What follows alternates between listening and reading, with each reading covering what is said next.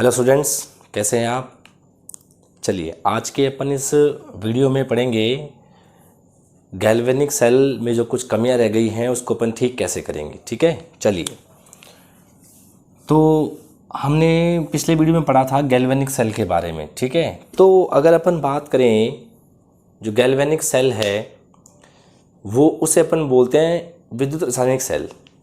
आइए अपन देखते हैं जो सेल होते हैं ना, सेल, ठीक है, वो दो प्रकार के होते हैं। सेल दो प्रकार के होते हैं। एक होता है आपका विद्युत अपघटनी सेल, ठीक है, विद्युत अपघटनी सेल। इसको अपन बोलते हैं इलेक्ट्रोलाइटिक सेल, इलेक्ट्रोलाइटिक सेल। और दूसरा होता है विद्युत रासायनिक सेल, विद्युत रासायनिक सेल, ठीक है। इसे अपन बोलते हैं इलेक्ट्रोकेमिकल सेल, इलेक्ट्रोकेमिकल सेल बोलते हैं इसको, ठीक है। तो किसे बोलेंगे अपन विद्युत अपघटनी सेल? ऐसे सेल जो विद्युत ऊर्जा को रासायनिक ऊर्जा में बदलते हैं, ठीक है। ऐसे सेल जो विद्युत ऊर्जा को रासायनिक ऊर्जा में बदलते हैं उसे अपन क्या बोलेंगे? विद्युत अपघटनी सेल। और इलेक्ट्रोकेमिकल सेल कौन से होते हैं? जो रासायनिक ऊर्जा को किस में बदलते हैं? विद्युत ऊर्जा के अंदर बदलते हैं। उन्हें अपन क्या बोलेंगे? विद्युत रासायनिक सेल। ये इसको अपन बोलेंगे इलेक्ट्रोकेमिकल सेल बोलेंगे इसको, ठीक है। डेफिनेशन दोनों की उल्टी होती है। एक तो क्या करता है? इलेक्ट्रिकल एनर्जी को केमिकल एनर्जी में कन्वर्ट करता है और दूसरा केमिकल एनर्जी को इलेक्ट्रिकल एनर्जी में कन्वर्ट करता है, ठीक है। चलिए अगर अपन बात करें तो जो ये विद्युत अपघटनी सेल है ये कौन से सेल है? ये अपन पढ़ चुके हैं। अपन ने माइकल फैराडे के नियम पढ़े ना भैया, फैराडे का प्रथम नियम, फैराडे का सेकंड नियम। तो वो दरअसल कौन से सेल होते हैं? वो विद्युत अपघटनी सेल होते हैं, ठीक है ना। तो अगर अपन बात करें इनका यूज़ कहाँ आता है, ठीक है ना। इनका यूज़ आता है धातु लेपन में, इनका यूज़ होता है। किसमें? धातु लेपन। इसे अपन बोलते हैं इलेक्ट्रोप्लेटिंग। इसे अपन क्या बोलते हैं? इलेक्ट्रोप्लेटिंग बोलते हैं इसको, ठीक है। ये क्या होता है? इसमें किसी एक प्रकार की धातु पर किसी दूसरे प्रकार की धातु की परत चढ़ाते हैं। जैसे मैं यूं कह दूं कि चांदी की चम्मच पे सोने की परत चढ़ा दी जाए। जैसे मैं कह दूं कि लोहे के जो परत है, लोहे का जो अपने पास धातु है उसके ऊपर में जिंक जस्ते की परत चढ़ा दी जाए। तो ये सब किसका एग्जाम्पल होते हैं? धातु लेपन का। इसे अपन बोलते हैं इलेक्ट्रोप्लेटिंग। धातु लेपन को अपन विद्युत लेपन भी बोलते हैं, ठीक है ना। क्या बोल सकते हैं इसको अपन? धातु लेपन को अपन विद्युत लेपन भी बोल सकते हैं, विद्युत लेपन, ठीक है भाई, ओके।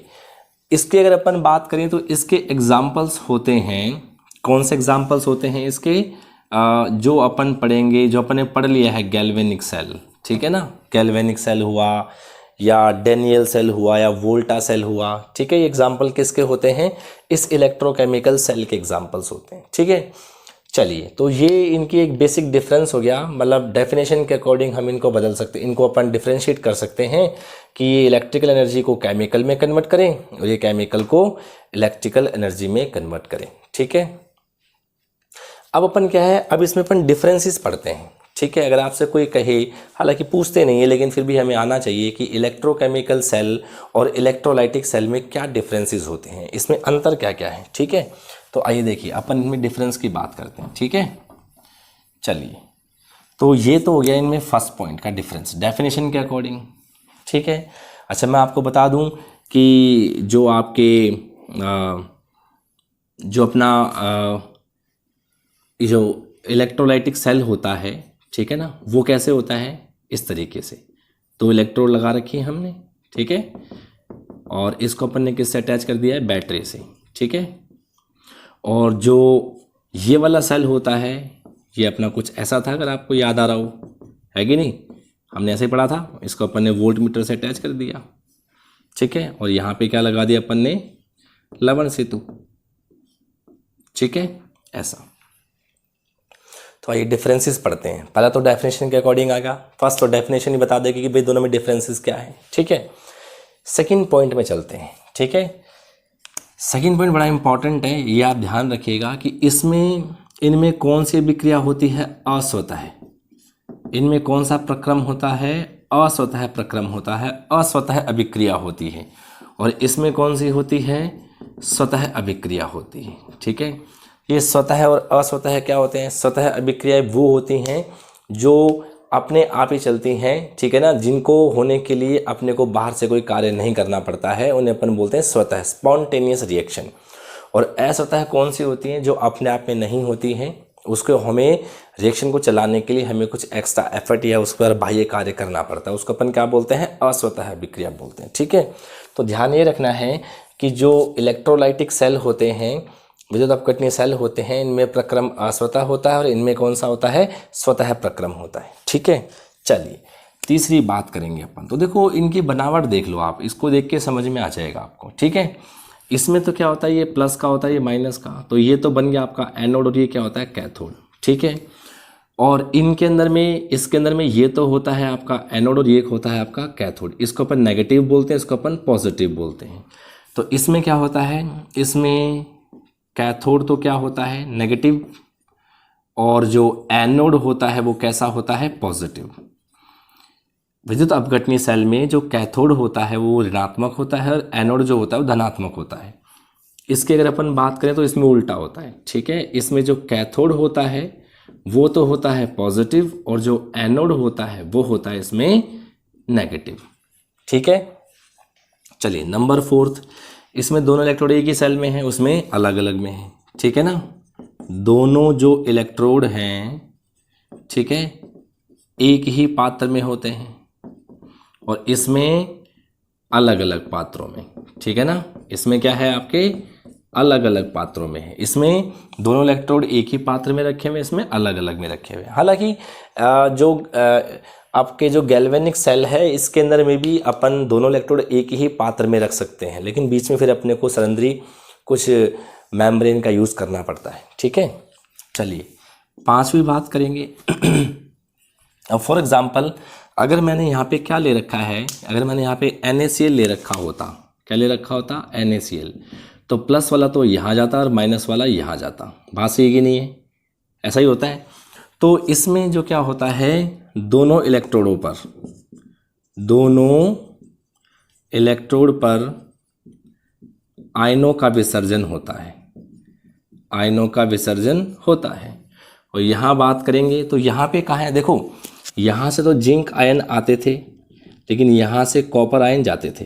तो यहाँ पर एक ही पात्र में, एक ही इलेक्ट्रोड पर है ना, एक ही इलेक्ट्रोड पर, एक ही इलेक्ट्रोड, वो कौन सा था आपका, कैथोड है ना। एक ही इलेक्ट्रोड पर आयनों का विसर्जन होता है, आयनों का विसर्जन होता है। बात ठीक है कि नहीं, उसमें तो अलग अलग इलेक्ट्रोड पर गए हैं, और जबकि यहाँ पर क्या है, यहाँ पर क्या हुआ भाई, आपके एक ही इलेक्ट्रोड पर, क्योंकि यहाँ से तो इलेक्ट्रोड से आए हैं और यहाँ पर इलेक्ट्रोड पर जा रहे हैं। ठीक है, तो यहाँ पर दोनों इलेक्ट्रोडों पर आयनों का विसर्जन होता है और वहाँ पर एक ही इलेक्ट्रोड पर आयन का विसर्जन होता है। ठीक बात है। 6 पॉइंट में क्या है, अब यहाँ से NaCl, Na प्लस यहाँ चला गया, Cl माइनस यहाँ चला गया, तो धीरे धीरे सॉल्यूशन कम होता जाएगा। बात सही है ना। विद्युत अपघट्य की मात्रा लगातार घटती जाती है। ठीक है भाई, ये कम होता जाएगा और अल्टीमेटली लास्ट में क्या होगा, पात्र में NaCl क्या हो जाएगा, खत्म हो जाएगा। यहाँ पे क्या हो रहा है, यहाँ तो जिंक आयन आ रहे हैं ना, तो यहाँ तो क्या होता है, ये मामला बढ़ता जाता है, और यहाँ से जा रहे हैं तो ये वाला मामला घटता जाता है। तो हम यहाँ पे कह सकते हैं कि एनोडिक भाग में विद्युत अपघट्य की मात्रा, विद्युत अपघट्य का जो विलयन है की मात्रा बढ़ती है, जबकि कैथोडिक भाग में घटती है। कैथोडिक भाग में क्या होता है, घटते को, यहाँ से कॉपर सल्फेट है तो कॉपर चला गया, तो पीछे सल्फेट रहेगा ना, तो वहाँ पर मात्रा क्या होती जाती है, कम होती जाती है। और साथ ही अगर अपन बात करेंगे तो यहाँ पर लवण सेतु का उपयोग नहीं होता, जबकि यहाँ पे लवण सेतु का उपयोग होता है। तो ये कोई खास पॉइंट नहीं है। तो बेसिकली अगर हमें गैल्वेनिक सेल समझ में आया है और अगर हमें विद्युत अपघटनीय सेल समझ में आया है तो हम उसके बेसिस पर ही इनमें 4-5 ही डिफरेंसेस बता सकते हैं। ठीक है, परिभाषा में आ गया। किसे बोलते हैं इलेक्ट्रोलाइटिक सेल? विद्युत ऊर्जा को रासायनिक ऊर्जा में, ये रासायनिक ऊर्जा को विद्युत ऊर्जा में बदलेंगे। ठीक है, इनमें असतः प्रक्रम होता है, इसमें स्वतः प्रक्रम होता है। इसमें कैथोड तो ऋणात्मक होता है, एनोड धनात्मक होता है। वहाँ पर कैथोड तो धनात्मक है, एनोड ऋणात्मक होता है। दोनों इलेक्ट्रोड एक ही पात्र में रखे हैं, वहाँ अलग अलग पात्रों में रखे जाते हैं। दोनों इलेक्ट्रोडों पर आयनों का विसर्जन होता है, एक ही इलेक्ट्रोड पर, वो भी कौन सा? कैथोड पर आयन का विसर्जन होता है। विद्युत अपघटय की मात्रा लगातार घटती जाती है। यहाँ पर एनोडिक भाग में तो विद्युत अपघटय का जो विलयन है उसकी मात्रा बढ़ती है, लेकिन जो कैथोडिक भाग है उसमें कम हो जाती है। और इसमें हम लवण सेतु का यूज़ नहीं करते, जबकि हम इसमें लवण सेतु का यूज़ करते हैं। तो ये दोनों में डिफरेंसेस हैं। ठीक है भाई, आपको अच्छे से समझ में आ गया होगा। ठीक है, चलिए आगे बढ़ें।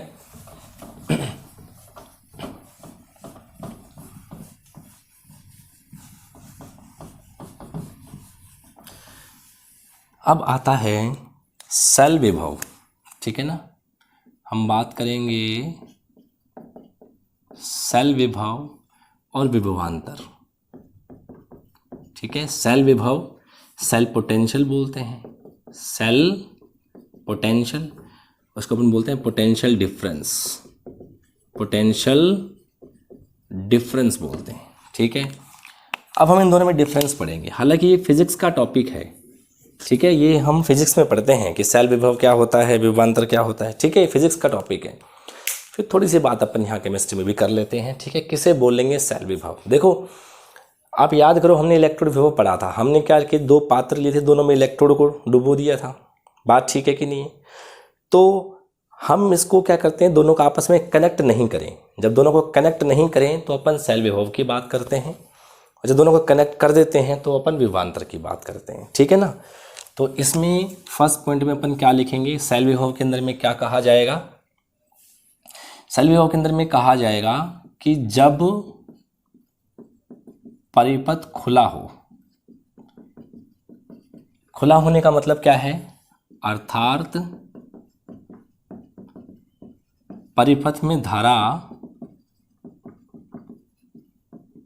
प्रवाहित नहीं होती है, नहीं होती है, उस समय इलेक्ट्रोड पर उत्पन्न विभव सेल विभव कहलाता है, सेल विभव कहलाता है। ठीक है, यानी जब हमारा जो सिस्टम है कनेक्टेड नहीं है, कनेक्टेड नहीं है इसका मतलब क्या है? उसमें करंट पास नहीं हो रहा है। और जब करंट पास नहीं होता है तो दोनों जो इलेक्ट्रोड हैं उनके सिरों पर जो विभव उत्पन्न होता है उसे अपन क्या बोलते हैं? सेल विभव। इसमें क्या है? इसका बिल्कुल उल्टा है। इसमें क्या होता है कि जब परिपथ बंद हो, जब परिपथ बंद हो अर्थात परिपथ में धारा प्रवाहित होती है, आगे बात समझ में, उस समय इलेक्ट्रोड पर उत्पन्न विभव का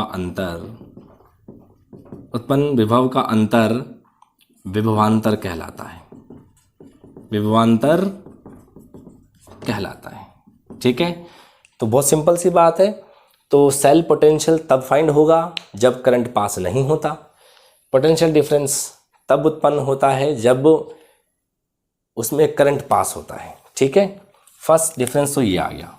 ठीक है, अपन बात करेंगे सेकंड पॉइंट की। सेकंड पॉइंट, ठीक है ना, इसका मान सेल के विद्युत वाहक बल के बराबर होता है, बल के बराबर होता है।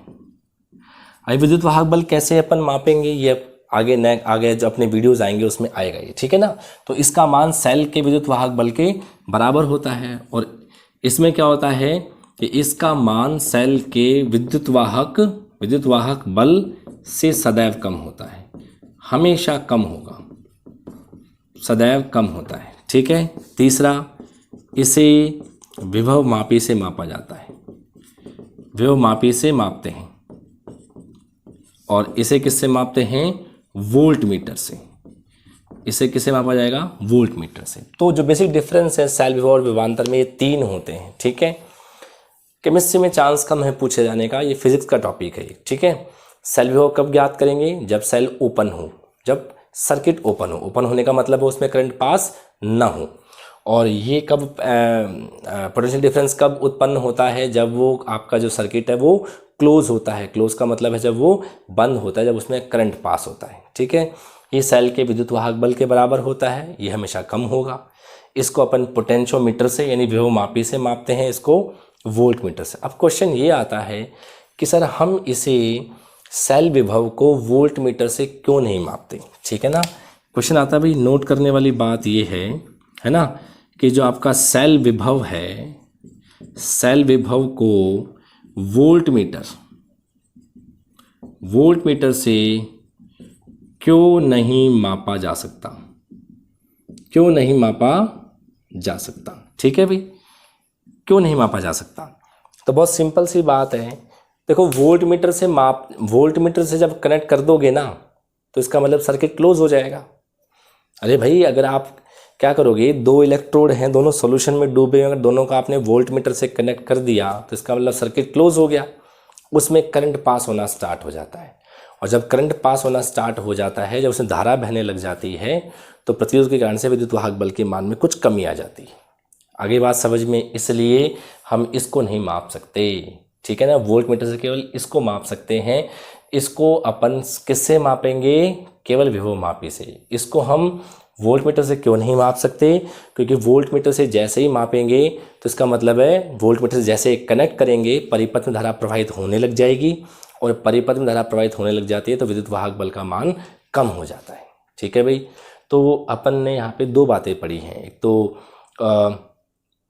विद्युत रासायनिक सेल में और विद्युत अपघटनीय सेल में अंतर, और दूसरा सेल विभव और आपका विभवांतर में अंतर। आपको अच्छे समझ में आ गया होगा। बहुत इंपॉर्टेंट टॉपिक नहीं है, लेकिन ये हमें आना चाहिए, ठीक है। अब इसके बाद में अपन बात करते हैं, हमने गैल्वेनिक सेल पढ़ा, तो गैल्वेनिक सेल के अंदर में कुछ कमी रह जाती है, ठीक है। तो गैल्वेनिक सेल जो था, गैल्वेनिक सेल में कुछ कमी रह जाती है। कमी कैसे रहती है भाई? जो इलेक्ट्रोड है ना, जो इलेक्ट्रोड हमने सॉल्यूशन में डिप कर रखे हैं, जो अपने डुबो रखे हैं, उसके संपर्क क्षेत्र जो है, मतलब जहाँ पे ये जो इलेक्ट्रोड है ये जिस विलयन में डुबोया हुआ है, तो उसके आसपास क्या होता है, विद्युत अपघट्य की जो सांद्रता है वो बदलती रहती है। अगर वो बदलती रहेगी तो क्या होगा, विद्युत वाहक बल का मान बदल जाएगा, ठीक है। आइए मैं इसको बोर्ड पे थोड़ा सा लिख के आपको बता देता हूँ, जिससे आपको थोड़ा सही समझ में आ जाएगा, ठीक है। चलिए, तो उसमें जो कमियां हैं ना, गैल्वेनिक सेल की जो कमियां हैं, वो कमियों की अगर अपन बात करें, ठीक है, तो फर्स्ट क्या होता है कि जो इलेक्ट्रोड है, ठीक है ना, इलेक्ट्रोड के विलयन के साथ, इलेक्ट्रोड के विलयन के साथ संपर्क क्षेत्र में जो विद्युत अपघट्य है, विद्युत अपघट्य की सांद्रता में परिवर्तन होता रहता है, सांद्रता में परिवर्तन होता रहता है, जिससे विद्युत वाहक बल का मान बदल जाता है, विद्युत वाहक बल का मान बदल जाता है, अर्थात पुनरुत्पादनीय विद्युत वाहक बल नहीं दिया जाता।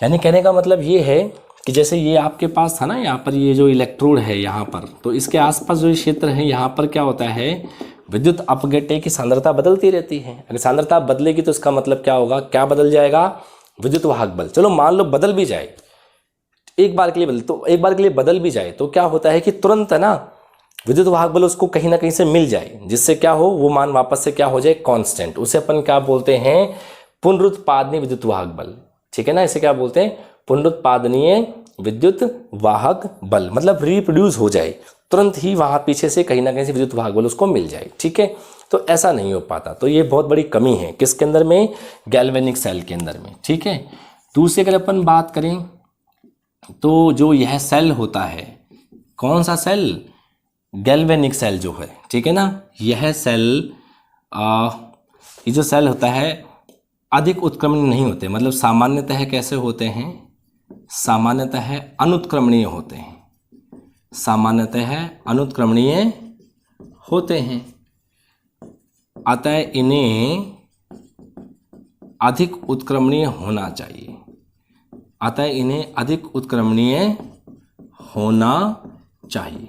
ठीक है भाई, तो ये जो हमारे सेल हैं, कौन से, गैल्वेनिक सेल, ये कैसे होते हैं, आपके अनुत्क्रमणीय होते हैं, इरिवर्सिबल होते हैं, जबकि उन्हें होना कैसा चाहिए था, रिवर्सिबल होना चाहिए था। ठीक है, और तीसरी बात है इसके ताप गुणांक का मान कम होता है, इसके ताप गुणांक का मान नहीं अधिक होता है, सॉरी, ताप गुणांक का मान अधिक होता है। ठीक है, तो ये बेसिकली 3 कमियां हैं किसके अंदर में, आपके गैल्वेनिक सेल के अंदर में। कौन सा, कंसंट्रेशन चेंज होगी तो विद्युत वाहक बल बदल जाएगा, दूसरा ये इरिवर्सिबल होते हैं, अनुत्क्रमणीय होते हैं, और तीसरा पॉइंट जो है इनके ताप गुणांक का मान क्या होता है, ज़्यादा होता है।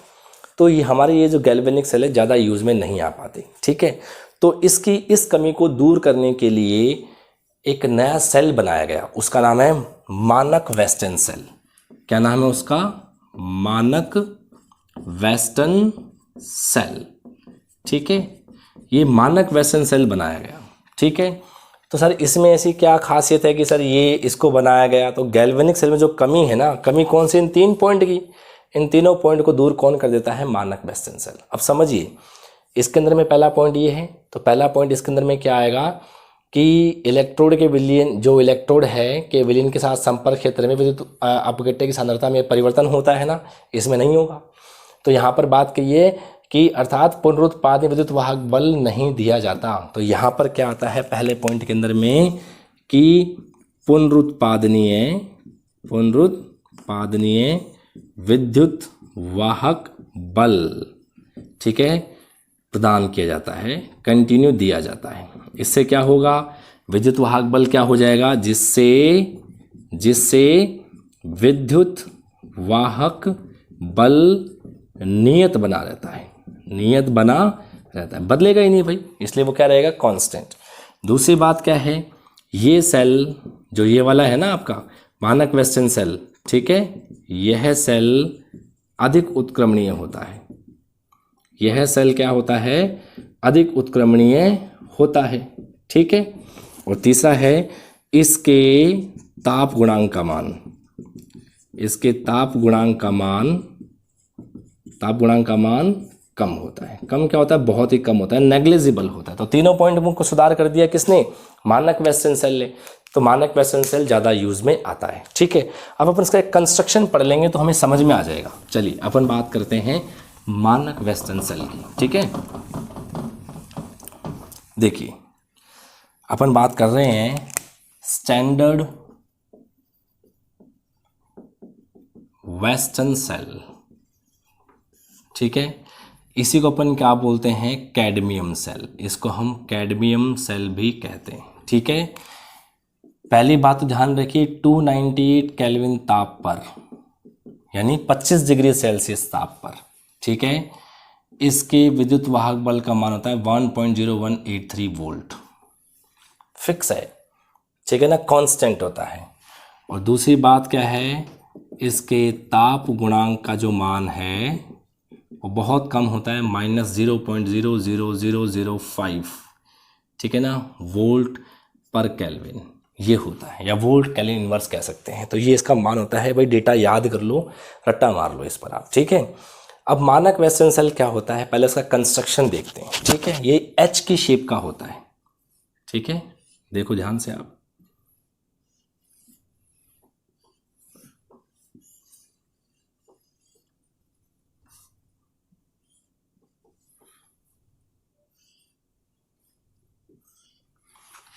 बन गया एच।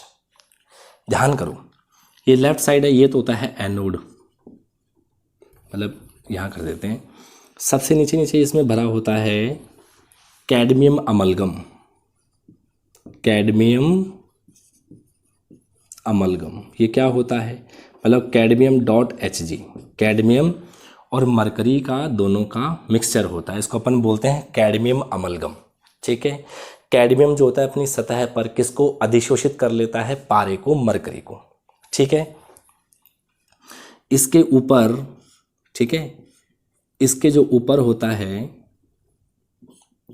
यहाँ पे होता है cadmium sulphate, cadmium sulphate .8/3H2O, ठोस होता है। ये कैसा होता है, ठोस। ये क्रिस्टलीय होता है, ये होता है क्रिस्टलीय ठोस कैडमियम सल्फेट भरा होता है। कहाँ पर, इसके जस्ट ऊपर। ठीक है, और यहाँ भरा हुआ होता है अति संतृप्त कैडमियम सल्फेट विलयन। ठीक है, अति संतृप्त का मतलब ये है कि बहुत ज़्यादा मात्रा के अंदर में क्या डाल रखा होता है अपन ने, कैडमियम सल्फेट का सॉल्यूशन मिला रखा होता है, डाल रखा होता है। ठीक है, अपन चलते हैं इस तरफ, तो यहाँ पर नीचे ही नीचे तो होता है क्या, मरकरी, सिर्फ पारा होता है। इसके जस्ट ऊपर होता है मरकरी प्लस Hg2SO4, इसे अपन बोलते हैं कैलोमल। इसको अपन क्या बोलते हैं, कैलोमल बोलते हैं, कैलोमल बोलते हैं इसको। ठीक है, कैलोमल। और इसके ऊपर भरा हुआ होता है क्या, वही ये कैडमियम सल्फेट, क्रिस्टलीय कैडमियम सल्फेट। और इसके ऊपर यहाँ पर दोनों साइड के अंदर में क्या भरा होता है, अति संतृप्त कैडमियम सल्फेट का सॉल्यूशन। आगे बात समझ में, कोई प्रॉब्लम बोलो। बिल्कुल सिंपल है, थोड़ा डिफरेंशिएट करने के लिए ऐसे मैं इसको यूँ बना दूँ। ठीक है, बात सही है। और नीचे ही नीचे क्या लगे हुए होते हैं, प्लैटिनम के वायर लगे होते हैं। ठीक है, दिस इज प्लैटिनम, प्लैटिनम की पत्ती लगी हुई होती है। ठीक है, तो ये तो काम करता है आपका एनोड का, और ये काम करता है आपका कैथोड का। ठीक है, देखो बहुत सिंपल कंस्ट्रक्शन है, एच की शेप का है। एनोड वाला भाग बायां होता है, आपकी बुक में क्या होता है, राइट में दे रखा है, इसको वहाँ दे रखा है, इसको यहाँ, तो आप इसको सही कर लीजिएगा। ठीक है, तो जो एनोड वाला भाग है, बायां भाग है, नीचे नीचे क्या होता है, कैडमियम अमलगम होता है, उसके ऊपर क्रिस्टलीय कैडमियम सल्फेट ठोस भरा हुआ होता है, और उसके ऊपर अति संतृप्त कैडमियम सल्फेट का विलीन होता है। कैथोड वाले भाग में सबसे नीचे ही नीचे पारा होता है, पारा के ऊपर में कैलोमल Hg2SO4 होता है, उसके ऊपर वही ठोस कैडमियम सल्फेट होता है, और उसके ऊपर वही अति संतृप्त कैडमियम सल्फेट का विलयन होता है। एक बात और ध्यान रखने वाली बात है कि जो कैडमियम अमलगम है ना, कैडमियम अमलगम जो है, इसमें कैडमियम कितना होता है, कैडमियम अमलगम जो है इसमें कैडमियम कितना होता है, 12.5%। यानी अगर मान लीजिए अपने पास 100 ग्राम का, अगर मान लीजिए यहाँ पर सोडियम अमलगम का विलयन है, तो उसमें 12.5 ग्राम, 12.5 ग्राम जो होगा वो कैडमियम होगा, बाकी सारा क्या होगा, पारा होगा। ठीक है, तो ये इसका कंस्ट्रक्शन है। ये EMF इसका 1.0183 वोल्ट है, और ताप गुणांक का मान 0.00005 वोल्ट पर केल्विन होता है। मेरे ख्याल से कंस्ट्रक्शन आपको समझ में आ गया होगा। ठीक है, अब यहाँ पे आती है सेल रिएक्शन, तो हमें बस सेल अभिक्रिया और पढ़नी है कि इसमें बेसिकली रिएक्शन कैसे होती है। तो अपन देखेंगे, हमारे पास सबसे पहले एनोड है। एनोड का काम कौन करेगा, कैडमियम। तो कैडमियम क्या करता है, 2 इलेक्ट्रॉन निकाल देगा और क्या बना देगा, Cd2+, बना दिया Cd2+। फिर अपन चलेंगे कैथोड पे, कौन काम कर रहा है, मर्क्यूरस सल्फेट। ये मर्क्यूरस है, ये मर्क्यूरस सल्फेट है। जो 2 इलेक्ट्रॉन त्यागे गए हैं, दोनों इलेक्ट्रॉन कौन ले लेगा, कैलोमल ले लेगा। यहाँ से 2 Hg मुक्त हो जाएगा, और 2 इलेक्ट्रॉन कौन ले लेगा, सल्फेट, SO4 2-। अगर आप इनको ऐड करेंगे तो देखो क्या होगा, कैडमियम। ठीक है, ये कैडमियम है, ठोस होता है, Hg2SO4 ठोस होता है, इलेक्ट्रॉन से इलेक्ट्रॉन कैंसिल हो गए, कैडमियम 2+ सोल्यूशन में है, 2 Hg खुद लिक्विड होता है, और सल्फेट आयन भी किस में है, सोल्यूशन में है। यानी कहने का मतलब है ये भी एक्वस हो गया, ये भी एक्वस हो गया और ये भी एक्वस हो गया। तो ये इसकी कंप्लीट रिएक्शन होगी। बहुत सिंपल है। एनोड कैडमियम है, 2 इलेक्ट्रॉन त्याग के कैडमियम 2+ बनाएगा। कैथोड कौन होता है? जो इलेक्ट्रॉन लेता है। तो जो इलेक्ट्रॉन त्यागे हैं कैडमियम ने, उसको कौन ले लेगा? कैलोमल। ये 2 Hg ऐसे निकल जाती है, बच गया कौन? SO4। SO4 दोनों इलेक्ट्रॉन को ले लेगा तो क्या बनाएगा? सल्फेट। दोनों को जोड़ दो, इलेक्ट्रॉन से इलेक्ट्रॉन कैंसिल हो जाएगा और कंप्लीट रिएक्शन ये बन जाएगी। तो ये है आपका मानक वेस्टर्न सेल। इसकी ज़रूरत क्यों पड़ी? क्योंकि गैल्वेनिक सेल में कुछ कमी थी, 3 पॉइंट में कमियां थी। कौन कौन से पॉइंट में कमी थी? EMF कांस्टेंट नहीं रहता, दूसरा वो अनुत्क्रमणीय होता है, तीसरा ताप गुणांक का मान ज़्यादा होता है। उसको सॉल्व करने के लिए सेल कौन सा है? मानक वेस्टर्न सेल। इसमें क्या होता है मानक वेस्टर्न सेल के अंदर में? इसमें EMF भी कांस्टेंट होता है, क्योंकि रिप्रोड्यूसिबल, ठीक है ना, आपका पुनरुत्पादन विद्युत वाहक बल आप लगातार प्राप्त होता रहता है। सेल अधिक उत्क्रमणीय होता है, ताप गुणांक का मान बहुत कम होता है। कितना होता है? -0.00005 वोल्ट पर केल्विन।